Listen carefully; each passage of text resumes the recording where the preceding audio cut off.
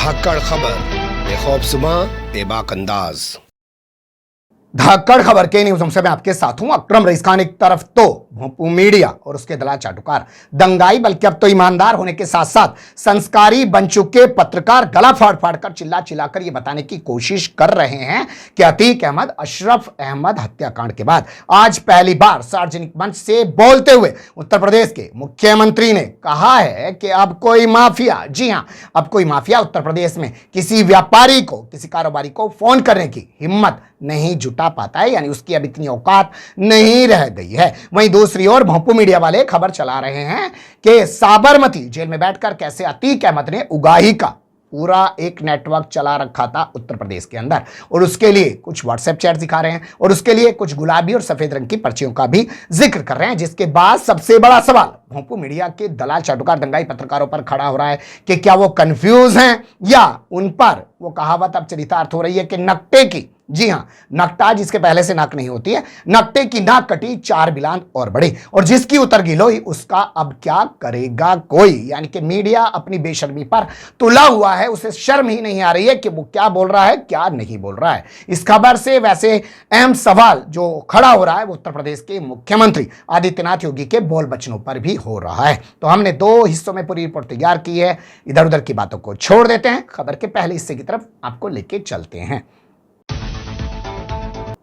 खबर का पहला हिस्सा शुरू करें उससे पहले आपको याद दिलाना होगा शनिवार की वो काली रात जो उत्तर प्रदेश के प्रयागराज यानी कि इलाहाबाद जिले में लिखी गई, जब यहां पुलिस वाले अतीक अहमद और उनके भाई अशरफ अहमद को मेडिकल कराने के लिए कॉलविन हॉस्पिटल लेके गए और अपने सामने दोनों भाइयों को गोलियों से भुनवाकर मौत के घाट उतार डाला। और नाम के तौर पर तीन संस्कारियों को, जिसमें से एक ठाकुर जाति से ताल्लुक रखता है, सनी सिंह उसका नाम है, और दूसरा ब्राह्मण जाति से ताल्लुक रखता है लवलेश तिवारी, और तीसरा ओबीसी जाति से ताल्लुक रखता है अरुण मौर्य, उसको तथाकथित तौर पे गिरफ्तार कर लिया। पहले उनको प्रयागराज जेल में रखा और बाद में उनको प्रतापगढ़ जेल में रखा। इस पूरी वारदात के बाद से लोग इंतजार कर रहे थे कि उत्तर प्रदेश के मुख्यमंत्री आदित्यनाथ योगी जो विधानसभा में मिट्टी में मिला देने की बातें कर रहे थे वो कब गरजेंगे, कब बरसेंगे। तो आज एक सरकारी प्रोग्राम में उनको बोलने का मौका मिला, लंबा चौड़ा उन्होंने भाषण दिया और उस भाषण के दौरान उन्होंने बताया कि 2017 से पहले उत्तर प्रदेश की क्या कानून व्यवस्था थी और उनके आने के बाद क्या हो गई है, और अब कोई माफिया किसी बिजनेसमैन को फोन नहीं कर पाता है। सुन लीजिए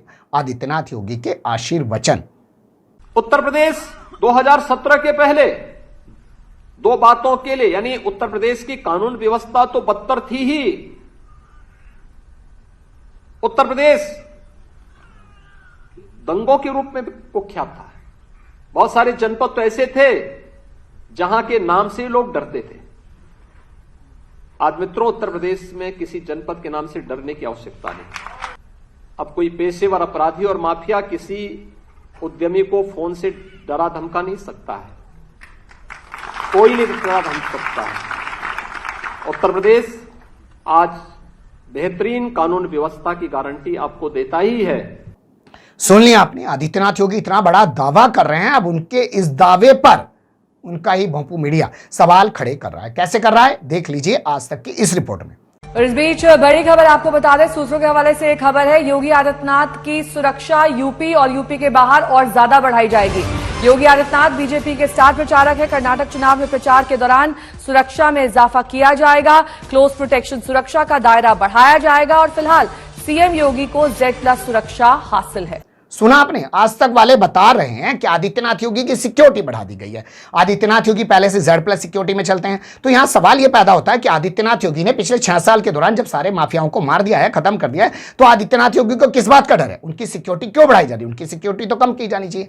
दूसरा सवाल यहां पर यह पैदा होता है कि आदित्यनाथ योगी तो खुद एक बाबा है, एक महंत है, एक साधु है, एक पुजारी है, तो उनके पास तो दिव्य शक्ति भी होंगी, तंत्र मंत्र के जरिए भी बहुत सारी चीजों का पता लगा लेते होंगे, या तंत्र मंत्र के जरिए भी बहुत सारी चीजों को कंट्रोल करने की ताकत रखते हैं, या तो वो इनकार कर दें क्योंकि स्वामी प्रसाद मौर्य तो कुछ इसी तरीके की बातें करते हैं, तो उन्हें सिक्योरिटी बढ़ाने की जरूरत क्या है? तो यहां कॉन्ट्रोडिक्शन खुद ही खड़ा हो रहा है या नहीं हो रहा है, यह हुआ खबर का पहला हिस्सा। अब आपको दिखाते हैं कि भोंपू मीडिया कैसे आदित्यनाथ योगी के दावे पर और ज्यादा सवाल उठा रहा है।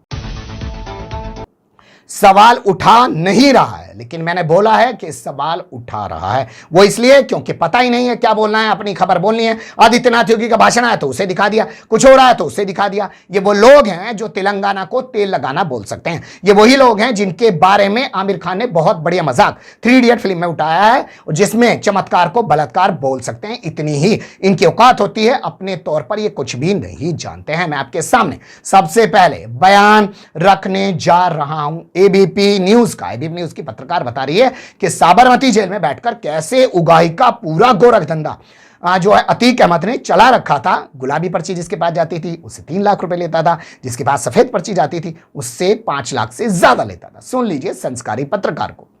अतीक अहमद बिल्डर और कारोबारियों से चुनाव लड़ने के लिए पैसे लेता था। वसूली के लिए 2 तरह की पर्चियां बांटी जाती थी। एक गुलाबी पर्ची, मतलब इसमें वसूली 3 से 5 लाख, और एक सफेद पर्ची, मतलब 5 लाख से ज्यादा की रकम। पैसे सीधे अकाउंट में जमा कराए जाते थे। सुन लिया आपने। अब यहां सवाल यह पैदा होता है कि 6 साल से आदित्यनाथ योगी बैठे हैं, 9 साल से नरेंद्र मोदी बैठे हैं, और कौन सी जेल में है? अतीक अहमद साबरमती जेल। और साबरमती जेल कहां है? अहमदाबाद में। और अहमदाबाद कहां है? गुजरात में, जहां पर पिछले 30 साल से करीब भारतीय जनता पार्टी की, या यूं कहें 56 इंच का सीना रखने वाले नरेंद्र मोदी की सरकार चली है। वहां की जेल में बैठ के उत्तर प्रदेश में उगाही का धंधा कौन कर रहा था? और आदित्यनाथ योगी क्या दावा कर रहे हैं? तो आदित्यनाथ योगी सही बोल रहे हैं कि भोंपू मीडिया के पत्रकार रिपोर्टिंग सही कर रहे हैं। अब आपके सामने हाल रख देते हैं जी न्यूज का। अतीक का बिल्डर के साथ चैट वायरल। चैट में अतीक कह रहा है कि समय बदलेगा और हम फिर देखेंगे। पुलिस के शह पर हो रहा है ये सब। 7 जनवरी 2023 का चैट वायरल हुआ है।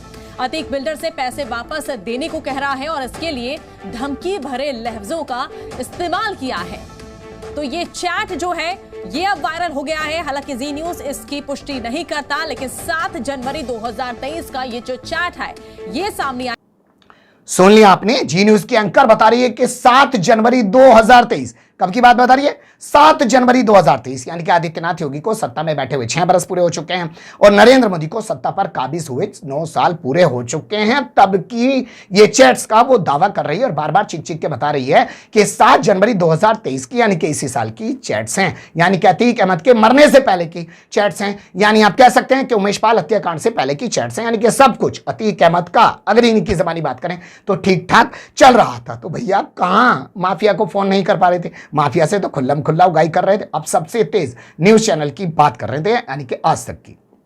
उमेश पाल हत्याकांड में आज तक सबसे बड़ा खुलासा करने जा रहा है। आज तक के पास अतीक का वो मैसेज है जिसमें उसने धमकी भरे शब्दों के साथ अपनी सोच साफ कर दी। अतीक ने साफ लिखा कि मेरा लड़का न डॉक्टर बनेगा न वकील बनेगा, सिर्फ हिसाब होना है और अल्लाह ने चाहा तो जल्द हिसाब शुरू कर दूंगा।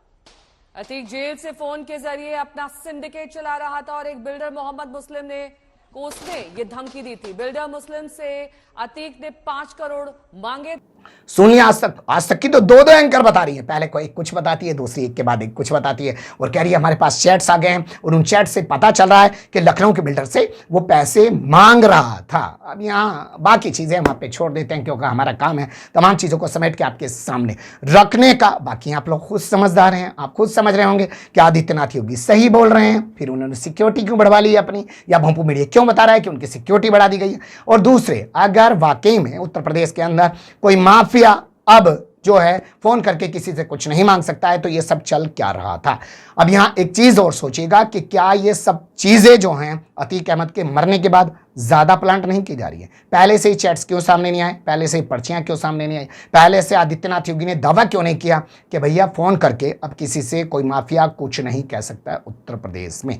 बने रहेगा धाकड़ खबर के साथ, क्योंकि कुछ और खास खबरें आपके सामने अतीक अहमद, अशरफ अहमद हत्याकांड से जुड़ी हुई रखने जा रहा हूं। फिलहाल कमेंट्स के रूप में आप लोग अपनी राय दे सकते हैं, खबर को लाइक कर सकते हैं, चैनल को सब्सक्राइब कर सकते हैं और ज्यादा से ज्यादा हमारी खबरों को शेयर कर सकते हैं। फिर ऐसे ही किसी सुलगते हुए या उलझते मुद्दे लेकर मैं आपके सामने हूंगा हाजिर। फिलहाल अभी मुझे दें इजाजत।